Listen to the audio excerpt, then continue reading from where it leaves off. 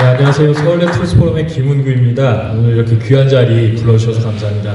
이건계 변호사님, 제가 얼마 전에 어떤 포럼에서 처음으로 뵀습니다. 그런데 그때 한미 간의 민간연대가 강화되어야 된다, 이렇게 다른 지적을 해주셔가지고 제가 그 인상이 되게 깊었고 그때 깊게 공감했던 기억이 있는데요. 오늘 주제도 참 시의적절한 주제인 것 같습니다. 여러분, 조국 장관 사퇴했습니다. 기쁘시죠? 네. 기쁘시죠? 네, 박수 한번 치시죠? 그런데 선배님들, 서울대로 그냥 보내시면 어떻게 하십니까? 서울대 학생들 어떻게 합니까? 저는 사실 이렇게 이전부터 마음에 부담이 있었습니다. 장관 사퇴하시면은 서울대로 오실 것이기 때문에. 그런데 이분이 서울대에서 특히나 법학, 그것도 형법을 후배들에게 가르치는 게 말이 되겠습니까, 여러분? 안 됩니다. 예. 그래서 저희가 지난주 금요일 날 총장실 항의 방문을 했습니다.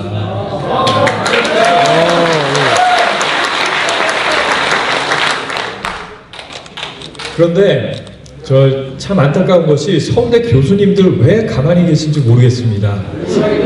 저는 조국 교수님 때문에 서울대에 자기가 신청 안 해도, 그리고 또 지도교수 추천이 없이도 이렇게 나오는 자격증이 있는 거 처음 알았어요. 여러분, 이게 말이 됩니까? 그리고 인턴 증명서가 교수님들 자녀들 위해서 그렇게 남용되고 있는 거 저 처음 알았습니다. 이거 서울대 교수님들이 바로잡아 주셔야 되는 건 아닙니까? 이게 서울대 교수님들이 여기에 침묵하시면은 서울대 제자들이 교수님들 우습게 보지 않겠습니까?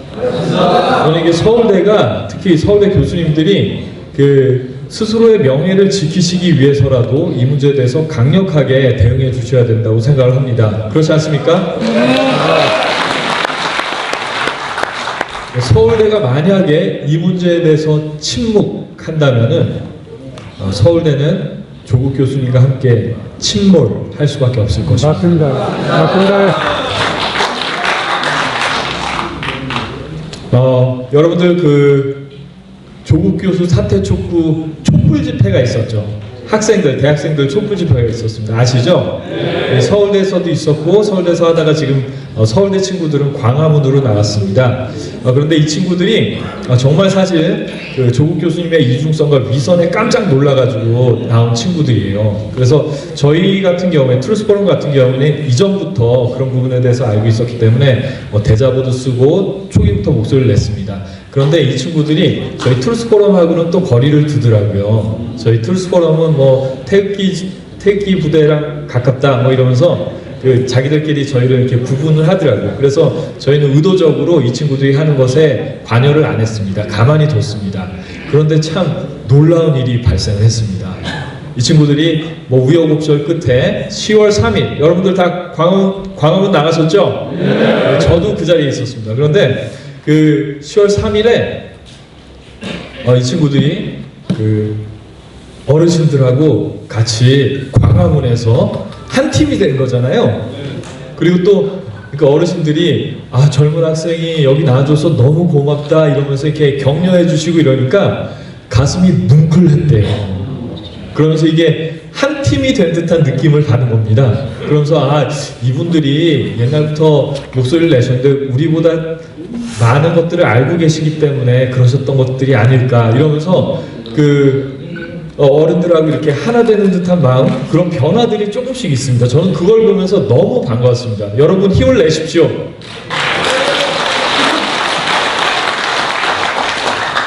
여러분, 이게 지금 우리 사회가 겪고 있는 지금 당면한 문제, 저는 궁극적으로 이거는 좌우의 문제도 아니고 보수와 진보의 문제도 아니라고 생각합니다. 진실과 거짓의 싸움이 아니겠습니까, 여러분? 그리고 저는 믿습니다. 이 진실과 거짓의 전쟁에서 결국에는 진실이 반드시 승리할 것을 믿습니다. 여기서 중요한 것은 우리가 진실에 서 있느냐 하는 것입니다. 어떤 분들은 이 정치적인 논리에 입각해서 경우에 따라서 우리도 거짓을 이용하면 어떠냐 이런 생각을 가지고 계신 분들도 종종 계신 것 같아요. 하지만 우리가 진실과 거짓의 전쟁에서 궁극적으로 승리하기 위해서는 우리가 진실을 견지해야 됩니다. 그렇지 않습니까? 저는 대한민국의 선배 세대 분들께서 이 진실의 가치를 반드시 사수하여 주시기 바랍니다. 저희도 그렇게 하겠습니다. 예. 어른들께서 청년들에게 기대하시는 것이 되게 많으십니다. 그런데 나이가 어리다고 장땡이겠습니까? 나이만 어리면 장땡입니까, 여러분? 네, 나이가 어린데 거짓에 침묵하면은 되겠습니까? 나이가 20살이라고 하더라도 거짓에 침묵하면 저는 늙은이라고 생각합니다. 늙은이라도 진실에 대해서 목소리를 내고 또한 고개를 들어서 희망이라는 파도를 탈 수 있는 한 저는 청춘이라고 생각합니다.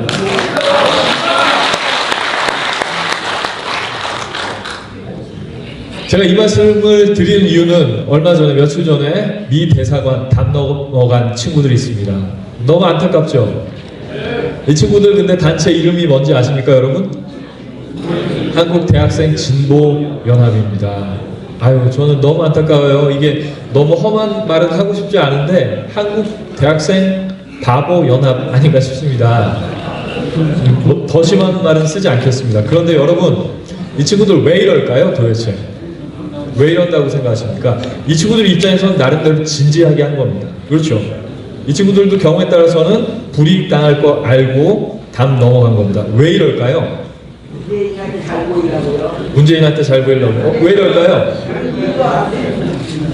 잘못된 역사관에, 거짓된 역사관에 빠져있기 때문입니다. 이 친구들이 가지고 있는 역사관 뭔지 아시나요? 대한민국은 친일파가 미국의 빌부터 세운 부정한 나라다. 자본주의는 1%가 99% 착취하는 시스템이다. 그렇기 때문에 우리가 사회주의 혁명으로 나가야 한다. 라는 것이 이 친구들이 가지고 있는 생각입니다. 이 친구들이 진지하게 가지고 있는 생각입니다. 저 한 가지 선배님들께 아쉬운 말씀 하나 드리겠습니다. 선배님들, 어르신들, 애들이 이 지경 되도록 왜 가만히 두셨습니까? 대한민국 교육이 이렇게 무너질 때까지 왜 가만히 계셨습니까? 우리가 이거 바로 잡아야 되지 않겠습니까, 이제? 이것 역시 진실과 거짓의 싸움입니다. 그렇기 때문에 우리가 진실을 견지해 나간다면 저는 반드시 바로잡을 수 있다고 생각합니다. 그런데 여러분, 이 친구들이 빠져있는 잘못된 역사가 거짓말입니다. 그런데 이 거짓말 제일 먼저 한 사람이 누군지 아시나요? 북한입니다. 대한민국은 친일파가 미국의 빌부터 세운 부정한 나라다. 이거 제일 처음 주장한 나라 북한입니다. 여러분 유엔에서 한반도 총선 실시하기로 한 거 아시죠? 네, 그런데 소련이 반대했습니다. 그래서 김일성이 반대했습니다. 그래서 이승만 대통령께서 그러면 남한만이라도 해야 된다 이렇게 주장하셨고 유엔에서 그걸 받아들였습니다. 여기까지 아시죠? 네. 그러고 나니까 북한에서 만든 계획이 그겁니다. 지금 단선에 동조하는 사람들은 친일파다. 친일파고 미국에 빌붙어서 대한민국 한민족을 분단하려고 하는 거다. 이렇게 얘기했어요. 근데 참 안타깝게도 김구 선생님 같이 감성적인 민족주의적인 성향을 가지신 분들이 여기에 동조를 해버렸습니다. 제가 개인적으로 이름이 김은구입니다. 그렇기 때문에 김구 선생님 어렸을 때 되게 좋아했거든요. 그런데 너무 큰 실수를 하셨더라고요, 마지막에. 그래서 이거 바로 잡아야 됩니다. 이거 바로 잡고 우리가 반드시 나가야 됩니다. 지금 조국 교수 때문에 사실은 청년들이 많이 돌아오고 있습니다. 아까 전에 말씀드린 것처럼 진실이 반드시 승리하는데 저는 진실은 스스로가 자신을 증명하는 힘이 있다고 믿습니다. 어떤 분들이 이렇게 말씀하십니다. 조국은 신이 내린 선물이다. 이렇게 얘기를 합니다. 그것처럼 조국 교수님 때문에 어떤 면에서는 정말 청년들이 돌아오고 있어요. 그러면은 여러분 저 한 가지 여쭙고 싶습니다. 오늘의 주제와도 관련된 이야기인데요. 이렇게 돌아오는 청년들, 이 돌아오는 청년들에게 우리가 어떤 생각을 주입해야 하겠습니까? 어떤 정신으로 우리가 하나가 돼야 되겠습니까? 결론적으로 제가 말씀드리겠습니다. 저는 그것이 보수주의 사상, 보수주의 철학이 되어야 한다고 생각합니다. 그리고 더 나아가서는 보수주의가 사실은 그 서구 기독교 문명을 바탕으로 발전해온 개념이기 때문에 저는 기독교 보수주의가 바로 서야 한다고 생각하는데요. 그 종교를 떠나서, 그러니까 간단하게 말씀드리면은 진실을 존중하는 것이 저는 보수주의의 핵심이라고 생각합니다. 우리가 진실에 기반한 사회 만들어야 되지 않겠습니까, 여러분?